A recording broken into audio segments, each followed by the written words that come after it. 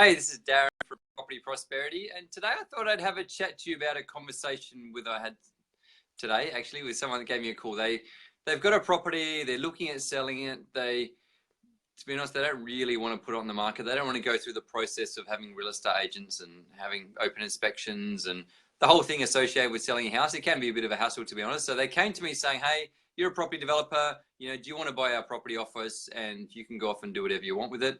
We just want you to give us a fair price." And so I then took them through the process, and I suppose the logic or the thinking of what a property developer would be doing if they were looking at their property. And essentially the first thing they're going to do is look at their property and just see, would it be profitable as a development? And so, because the reason why that's important for you when you're selling your property, even if you don't care, I don't care, if it's going to be profitable, and I just want to sell it to you, the developer.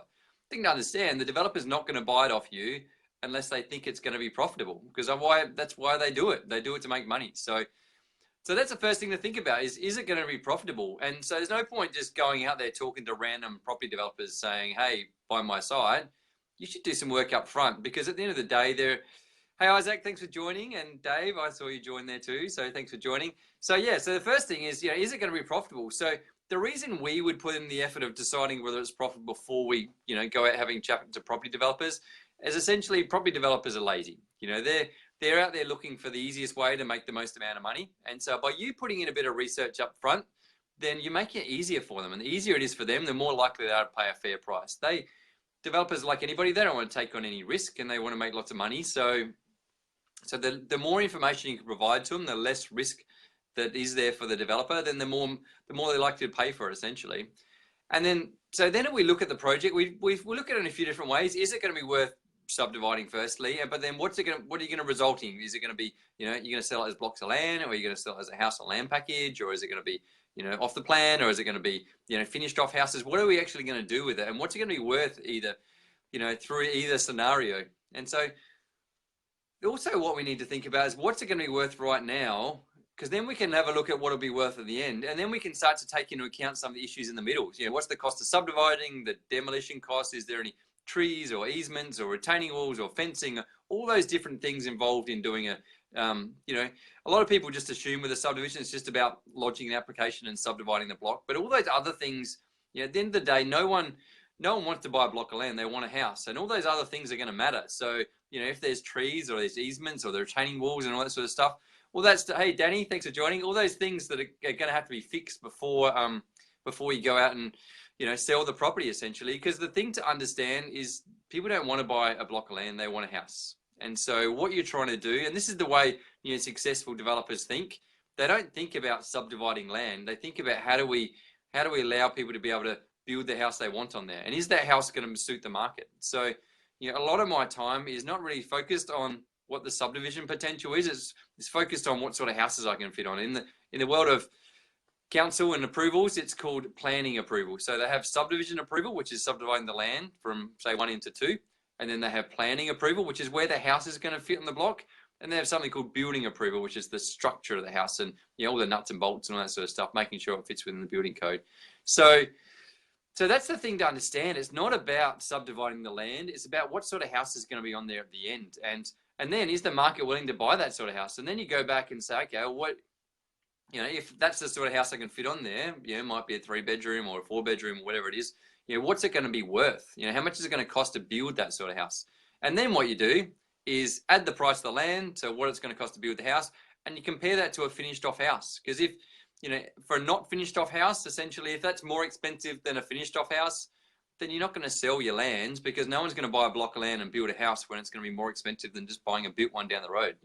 At the end of the day, it's going to be a lot easier than, buying a built one than going through the hassle of buying a block of land and building a house. So that's why it's really important to do your research up front and make sure you got all this, really clear up front. So when you're going out and talking to property developers, you understand their logic. And if there's no money in it for a property developer, they're not going to buy it off you at the end of the day. So, because the thing is, and this is what a lot of people don't understand either, if you can't see how it's going to be profitable to do a development, then why would a developer buy it off you? Obviously, they're doing it to make money. But on top of that, they've got a lot of other costs which you don't have. So if they're buying the property off you, they're going to pay stamp duty when they buy the property, whereas you already own the property, so you don't have to pay stamp duty. They're going to be paying what I call holding costs, or they're going to be paying interest on the property once they bought it. Whereas essentially you don't have to worry about that because you're maybe living there or renting out the property as well. Once a developer buys your property, they forked out money in stamp duty. They've got this interest bill, continually racking up. So it's costing them money just to hang on to the property. So already, they're behind the 8 ball. They're already in a worse position than you are with the property you already own. And so it's going to be far more profitable for you to develop the site than it would be for a developer to develop the site. So then the question becomes, well, if I'm going to sell this off to a developer and I know that it's going to be less profitable for them than it would be for me, then why would I sell it to a developer? At the end of the day, it's, why not get the money in my pocket? And so that's when it comes down to trying to work out, how do we go about doing this whole process of being a property developer? And, because I've never done it before and it's all really risky and, they know more than what I do. How do I? So this particular client that came to me, I said, hey, I tell you what we're going to do is before you spend any money, we're going to find out if someone wants to buy your block of land or your subdivided block. So we'll leave the house as is. We're not going to do anything. We're just going to put, your subdivided blocks on the market. We're going to let people know when they're buying a subdivided blocks that they haven't been subdivided yet. But we've already done the research up front to make sure they can be subdivided. And we've found out what can fit on the blocks, what sort of houses can fit on the blocks. We know how much it's going to cost to build that sort of house.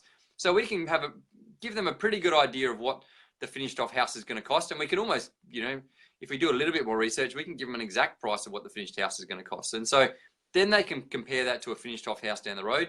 If we're cheaper than a finished off house down the road, then, why wouldn't they buy it rather than buying the finished off house? And so they have potential to, make 30, 40, 50 grand cheaper than what the built house is down the road. So, they get what they want and they get to save some money on the price as well. So by the time the house is built, they've actually made some money. So the only downside with this, as far as the purchase is concerned, they'll have to wait for their block of land to become available because we've got it on the market and we haven't actually subdivided it yet.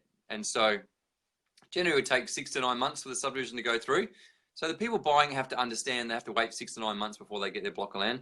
But to be honest, for most people, that's not really a big deal because most times when you buy a block of land, you're going to have to go off and find your builder and you have to draw out some plans and get your council approvals and all the engineering and do all your selections. That can take 3 to 6 months for that process to happen anyway. So really what's happening is you're locking in that block of land knowing it's yours. You can get all the approvals and all the selections and all the engineering, all that sort of stuff done. And then you only settle on the land. Basically, the longer the settlement, the better for you. So if it is a 9-month settlement, you've got all your approvals done and, 6 months later, you've got it all done and you're sitting there waiting for the land to settle. That's not a bad thing. It's not costing you any money. You're not paying any interest on the land. And so all you have to do is to sit around and wait for it to ready. And as soon as you settle on the land, then the builder can start building straight away. That's the shortest possible time between acquiring the land and the house being built, which means you're paying the least amount of money as far as interest goes. So it works out really good for the buyer. As far as the owner goes, you can see the benefits now is, I've then put my blocks of land on the market before I've even done my subdivision. And then I can find out whether people are interested or not. If no one buys it and if no one's interested, then I know, well, maybe there's not any potential to subdivide because no one wants to buy it. And it means I'm not taking the risk of knocking my house down and subdividing and all the costs associated with that, putting it on the market and then finding we can't sell our blocks of land and then we're stuck. Because, when you think about it, what are you going to be able to do with a block of land?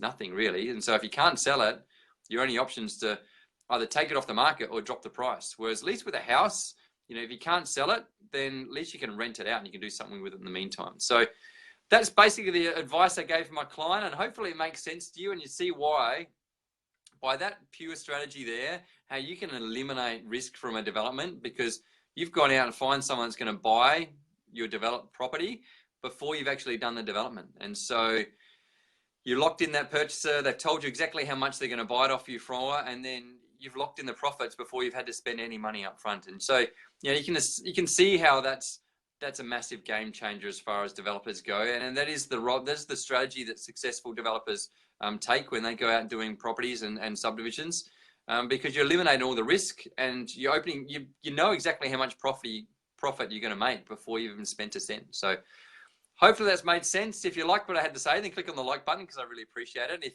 If you don't like it, then still click on the like button because I really appreciate that too. And if you've had an experience where you've done a development where maybe you've ignored my advice and you've gone and done the whole subdivision, you got to the end and maybe it hadn't worked out how you'd like to, or maybe you had taken my advice and you'd bought had the property and you put it on the market first and sold the land off before you'd actually done the subdivision, and gave you the confidence knowing that you got to the end of the development without any chance of you losing money along the way. So I'd love to hear about it. And if you've got something you'd like me to talk about in a future episode, happy to have a chat about that too. So thanks, guys. I appreciate you tuning in, and I look forward to catching up with you next time. Bye for now.